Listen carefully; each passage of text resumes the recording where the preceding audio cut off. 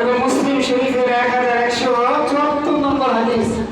এই হাদিসের মধ্যে আল্লাহর হাবিব সাল্লাল্লাহু আলাইহি ওয়াসাল্লাম ইরশাদ করেছেন, কানা রাসূলুল্লাহ সাল্লাল্লাহু আলাইহি ওয়াসাল্লাম ইযা দাখালা আল-আশর মিন রমাযান, রমজানের শেষ দশক যখন প্রবেশ করত, আল্লাহর হাবিব সাল্লাল্লাহু আলাইহি ওয়াসাল্লামের অবস্থা এমন হতো, আহিয়াল লাইলা ওয়া আইকাযা আহলাহু।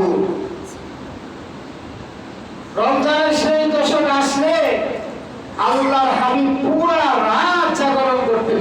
সুবহানাল্লাহ। শুধু নিজে জাগরণ করতেন না, ওয়া আইকাযা আহলাহু, এবং আল্লাহ রাসূলের স্ত্রীদেরকে কি করতেন? জাগায় দিতেন। রমজানের শেষ দশকে রাতগুলোকে কি করার জন্য? ইবাদত বন্দেগী করার জন্য। নিজেও জাগতেন, পরিবারের লোককেও জাগাই দিতেন। আচ্ছা, এবার বলেন তো কি পরিমাণ সিগনিফিকেন্ট হয়ে গেলে সে নিজেও জাগছে, আবার পরিবারকে কি করছে? জাগাই দিচ্ছে। কারণ সে বুঝতেছে যে এই রাত এত দামি রাত আর কখনো হবে না, সুতরাং আমি যেমনি হবে এই রাত দ্বারা গ্লোরিফাই হওয়ার চেষ্টা করছি, অথবা আমার পরিবারের লোকেরা কি আছে? দায়িত্ব আছে এই রাত দ্বারা কি হওয়া? মহিমান্বিত হওয়া। সুতরাং আমি যেহেতু জাগ্রত হয়েছি, আমার পরিবারকেও কি করে দিব? জাগ্রত করে দিব।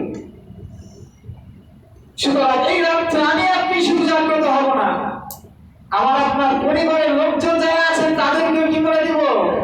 জাগিয়ে দিব। নিজেরা তো জাগবই, আমার আহমিয়া যারা আছে, আমার অধীনস্থ যারা আছেন, যদি আমার এলাকার কোনো ছেলে মেয়ে থাকে তাদেরকে জাগিয়ে দিব, আমার সহধর্মিণীকে আমি জাগিয়ে দিব এই রাত্রে ইবাদত বন্দেগী করার জন্য।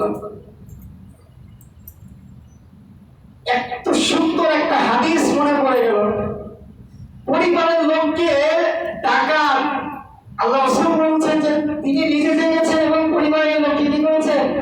জাগিয়ে দিয়েছেন। আল্লাহ তাআলা বলেছেন যে সুনানে আবু দাউদ শরীফের 1308 নম্বর হাদিস, রাহিমাল্লাহু কামা মিনাল লাইলি ফাকামা। আল্লাহ তাআলা বলেছেন যেই ব্যক্তি রাতে জাগ্রত হয়ে তাহাজ্জুদের নামাজ আদায় করে। কি বলেন? কোন ব্যক্তি যদি রাতে জাগ্রত হয়ে কি করে? তাহাজ্জুদের নামাজ আদায় করে।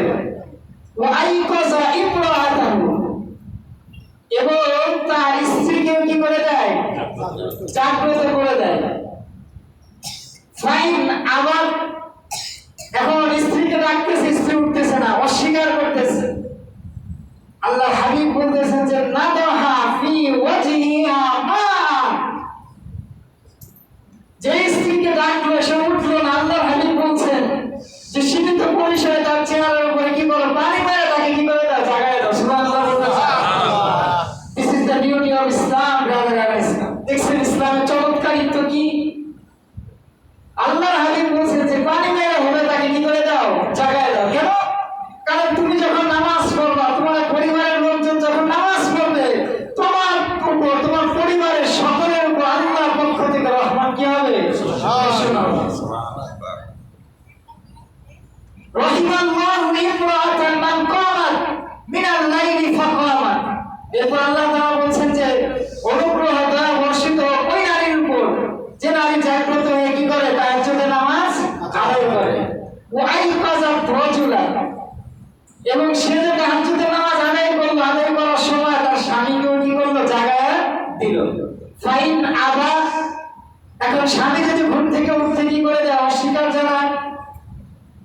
এবার আল্লাহর হাবিব বলছেন যে নাদাহাত ফি ওয়াজহিহিমা, এবার স্ত্রী ওই স্বামীর মুখে কি করে দিবে? পানি মেরে দিবে। তাহলে এবার উভয় মিলে যখন তাহাজ্জুদের নামাজ আদায় করলো, আল্লাহ বলতেছেন ওই ঘরের মধ্যে আমি আল্লাহ রহমান বর্ষণ করি। সুবহানাল্লাহ। আল্লাহ বলছেন যে ওই স্বামী স্ত্রীর মধ্যে আমি আল্লাহ রহমান বর্ষণ করি। সুবহানাল্লাহ। আল্লাহ বলছেন, আমি আল্লাহ বলছেন ওই স্বামী স্ত্রী ভালোবাসা বন্ধনটা আমি কি করে দেই? অটুট বানিয়ে দেই। সুবহানাল্লাহ। আল্লাহ তাআলা বলছেন ওই ঘরে সন্তান সন্ততি যারা আছে করি, অনুগ্রহ বর্ষণ করি। বুঝে থাকলে বলেন তো লাইলাতুল কদরটা কিভাবে কাটাবো? শুধুমাত্র আমি একা কাটাবো না, আমার পরিবার যারা আছে তাদেরকে নিয়েও আমরা কি করবো? লাইলাতুল কদরটা কাটাবো।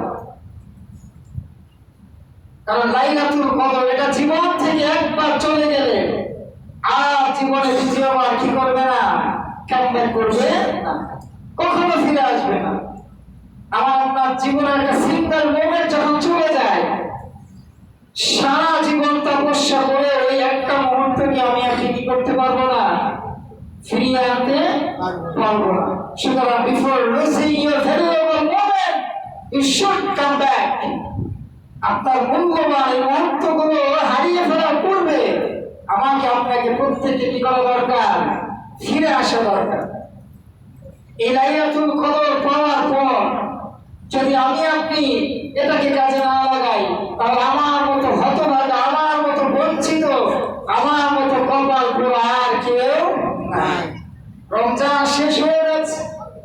রমজান এমন একটা মাস ছিল যেটা পুণ্যে ভরা বসন্ত, সুবাসে সগৌরবে আনন্দে একজন মুমিন আত্মহাত আমল করার জন্য এই মুহূর্তটা, এই সময়টা আমার আপনার থেকে চলে যাচ্ছে। এখনো যারা গুনাহ থেকে ফিরছি না, ও মুসলমান, ও প্রিয় ভাইরা, ও আল্লাহর বান্দারা, আমি আমার দিকে নিসবত করে বলছি, আপনারাও নিজের দিকে নিসবত করে না। এই রমজানটা পাওয়ার পর এখনো যদি আমি আপনি গুনাহ থেকে না ফিরি, যারা মিথ্যা কথা বলি, এই রমজানটা আসার পর, এই ট্রান্সফরমেশনটা আসার পর, এই ট্রেনিংটা আসার পর যদি আমি আপনি এখনো মিথ্যা থেকে নিজেকে বাঁচিয়ে রাখতে না পারি, আমি আপনি যারা সুদের কারবার করি, এই রমজানটা আসার পরেও যদি আমি আপনি কি করি, সুদের কারবারে লিপ্ত থাকি, আমি আপনি যারা ঘুষ গ্রহণ করি, এই রমজানটা আসার পরেও যদি আমি আপনি এখনো ঘুষ গ্রহণ করি, আমি আপনি যারা নেশা করি, আমি আপনি যারা জেনা করি, আমি আপনি যারা কবিরা গুনাহ করি, আমি আপনি যারা জুয়া খেলি, আমি আপনি যারা অন্যায় ভাবে অপরের হক মেরে খাই, আমি আপনি যারা অন্যায় ভাবে অন্যের উপর জুলুম অত্যাচার করি, এই রমজান মাস আসার পরেও যদি আমার আপনার মধ্যে পরিবর্তন না আসে, আমি আপনি যদি ফিরে না আসি, তাহলে আমার আপনার জন্য অত্যন্ত ভয়ঙ্কর দুঃসংবাদ আল্লাহর হাবিবের পক্ষ থেকে আমার আপনার জন্য অপেক্ষা করছে। ভয়ঙ্কর দুঃসংবাদ। আল্লাহর হাবিব সাল্লাল্লাহু আলাইহি ওয়াসাল্লাম একবার মসজিদে মেম্বারে খুতবা দেওয়ার সময় সাহাবীদেরকে বললেন যে তোমরা অগ্রসর হও। সাহাবীরা অগ্রসর হওয়ার পর আল্লাহর হাবিব মেম্বারের প্রথম স্তরে পা রেখে বললেন আমিন, দ্বিতীয় স্তরে পা রেখে বললেন আমিন, তৃতীয় স্তরে পা রেখে বললেন আমিন। আল্লাহর হাবিবের খুতবা দেওয়া শেষ হওয়ার পর আল্লাহ রাসূলের সাহাবীরা জিজ্ঞাসা করলো, ইয়া রাসূলুল্লাহ, ইয়া হাবিবাল্লাহ, আপনার আজকের আমলটা তো অন্যান্য দিনের মতো আমল নয়, আজকে আপনার আমলটার মধ্যে কেন বৈচিত্র্য, কেন বিপরীত? আল্লাহ হাবিব সাল্লাল্লাহু আলাইহি ওয়াসাল্লাম বলছেন, শুনেন, মনোযোগ দিয়ে শুনেন। আল্লাহর হাবিব বলছেন যে আমি যখন প্রথম মেম্বারে পা রাখলাম, এই প্রথম মেম্বারে পা রাখার পর জিবরাইল আমিন আমার কাছে এসে বলল, আপনি বলেন আমিন। ওই ব্যক্তি ধ্বংস, আপনি বলেন আমিন। যে রমজান পাওয়ার পরেও সে নিজের গুনাহকে কি করাইতে পারল না, মাফ করাইতে পারল। রমজান চলে আসলো, রমজান চলে গেল। রমজান আসার পর আমার আপনার লেবাস, আমার আপনার চেহারা, আমার আপনার সুরতের মধ্যে কোনো পরিবর্তন আসলো না। রাসূলের এই ধ্বংসাত্মক হাদিসটাকে আমি আপনি শুনি নাই, না শুনলেও দিনের মধ্যে টাচ করে না, আঘাত করে না। দিনটা গুনাহ করতে করতে করতে করতে এমন অবস্থা হয়েছে, এখন আল্লাহর পক্ষ থেকে, রাসূলের পক্ষ থেকে যত ধমকির কথাই বলা হোক, শোনা মাত্র শুধুমাত্র কান দিয়ে শুনি, কিন্তু আমলের কোনো কি করি না, অভিপ্রায় চেষ্টা ব্যক্ত করি না,